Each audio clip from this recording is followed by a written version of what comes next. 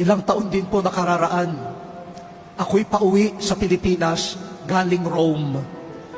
Pagdating ko sa airport sa Rome, binigay ko yung passport at yung ticket ko. Sabi nung tao doon sa ticket sa airlines, "Sir, wala ang pangalan mo sa mga pasahero."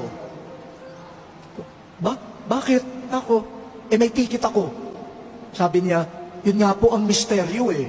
Valid ang ticket nyo, pero wala ang pangalan nyo sa mga pasahero.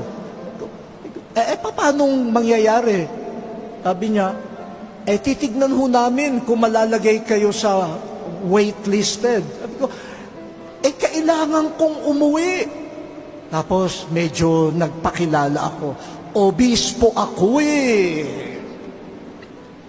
May gagawin ako sa Pilipinas, kailangan akong umuwi. Sabi nila, wala ho kami magagawa. Paano? Wala ang pangalan nyo, pero gagawaan namin ng paraan. Di, nalagay nga ako. Kasi meron pa akong stopover eh.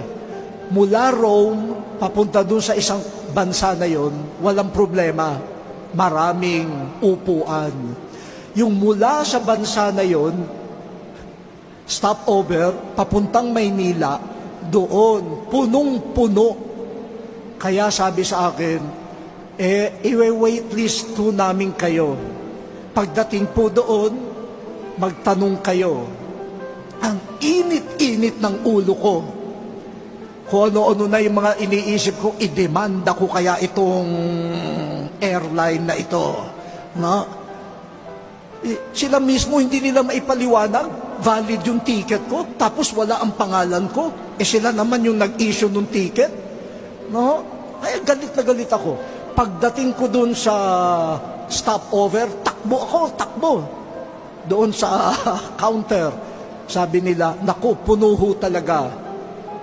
Titignan namin kung kayo ay mailalagay namin. Sabi ko, make sure kasama ako sa mga una ninyong priority dyan. Yan. Umupo ho ako doon sa pre-departure area na nag-aapoy. Naku, galit na galit. Yung mga nakatabi ko, mga OFW, nagkukwentuhan. Hindi naman po ako nakikichismis, kaya lang katabi ko dinarinig ko. Sabi nung isa, "Boss,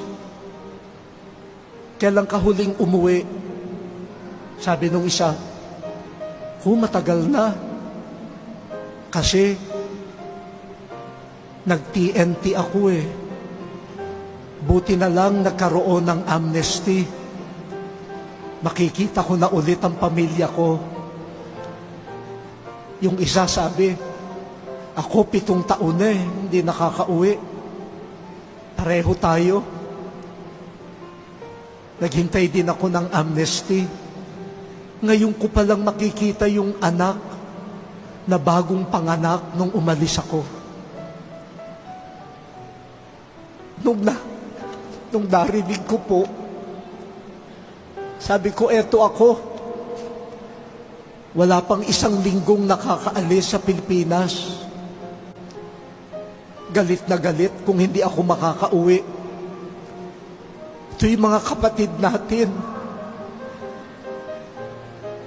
Ilang taon, nabubuhay araw-araw para sa pamilya na hindi nila nakikita. Parang napahiya ako Sabi ko na lang sa sarili ko at sa panalangin, Lord, unahin niyo na po silang pasakayin. Kung kakaunti lang talaga ang available na upuan, unahin niyo na sila. Makakapaghintay yung mga iba kong trabaho, unahin niyo po sila. At totoo nga, nung in-announce na, yung mga waitlisted na pwedeng pumasok, tinawag yung isa. Sabi niya, uy, salamat, ako excited. So, tinawag din yung isa. Sabi ko sa sarili ko, ikaw kasi dadasal-dasal ka pa.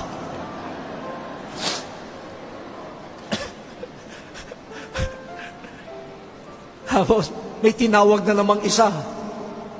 Tapos, tinawag ako. Ako yung huli na tinawag.